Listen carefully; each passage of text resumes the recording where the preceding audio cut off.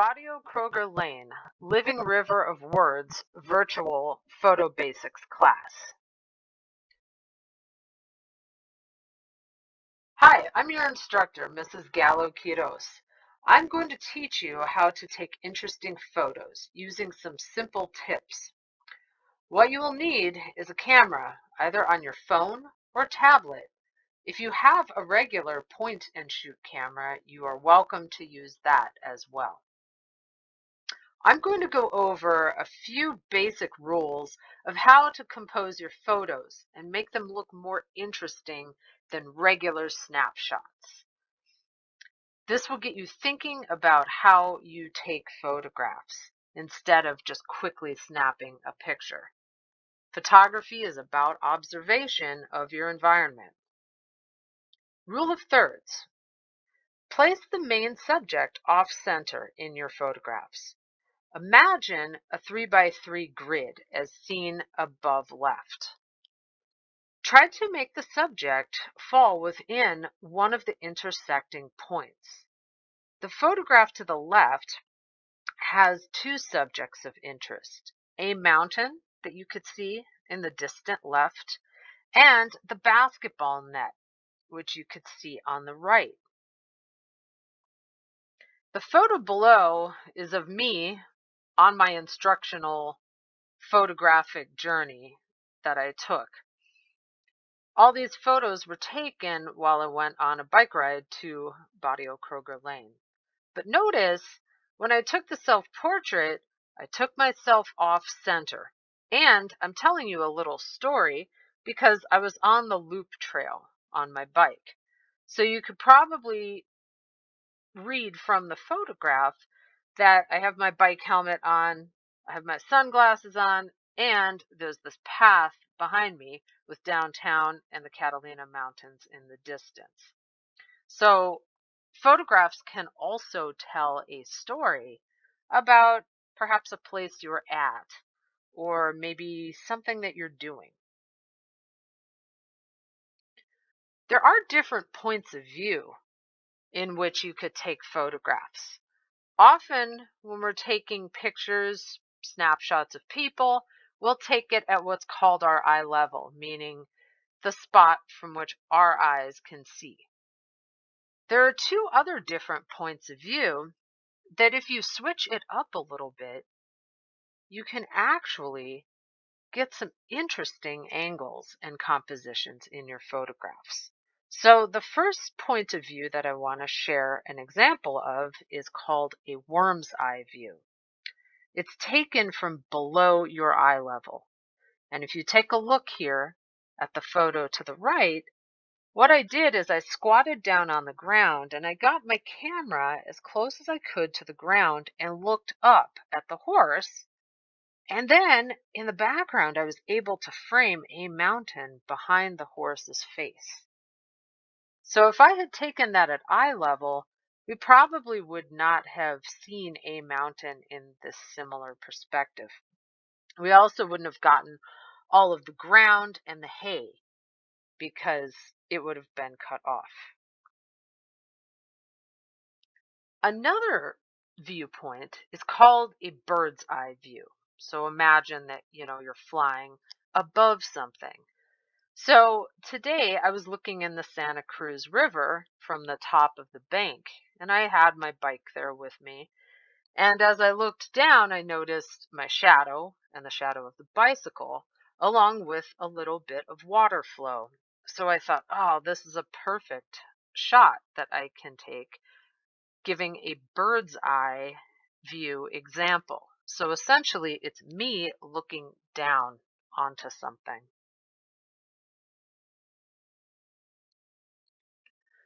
So another goal for you to consider is try to look at people, animals, objects up close. Look for textures, shadows, patterns, colors, and shapes. Use your camera to tell a little story, just like you saw me do in this presentation. This was my bike journey into Barrio Kroeger Lane.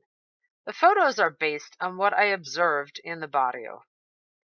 What do you see?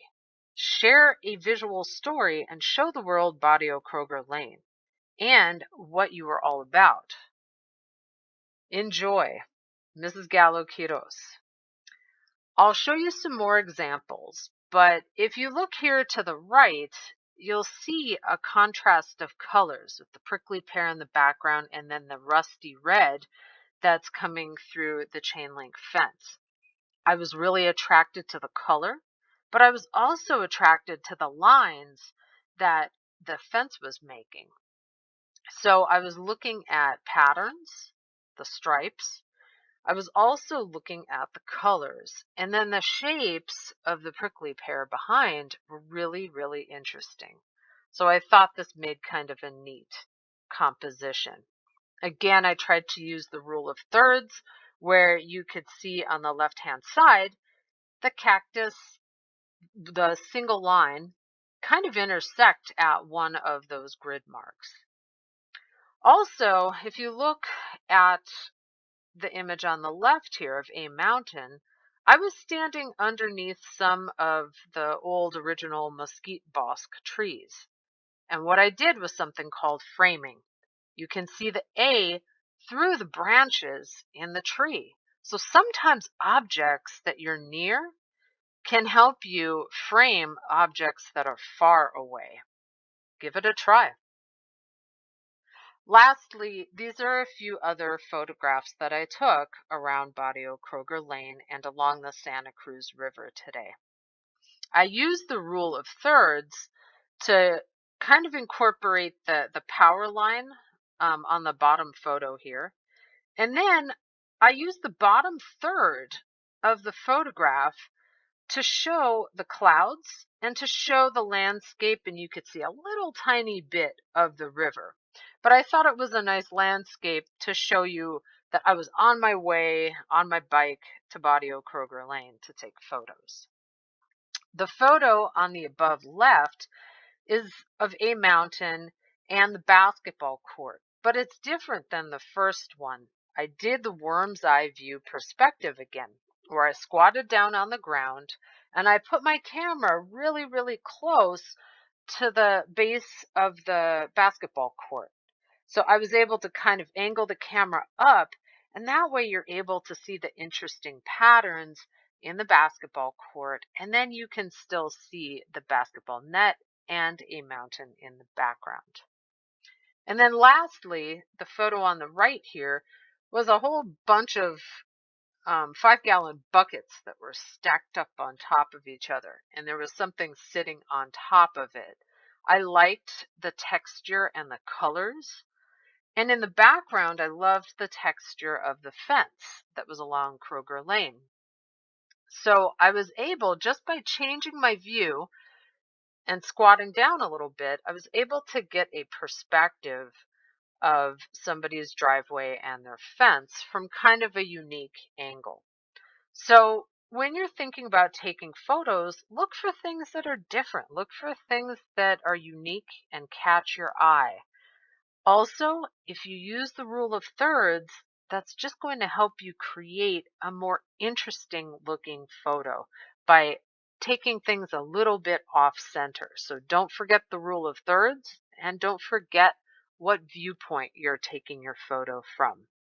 I really can't wait to see the photos that you take for the Living River of Words photo contest.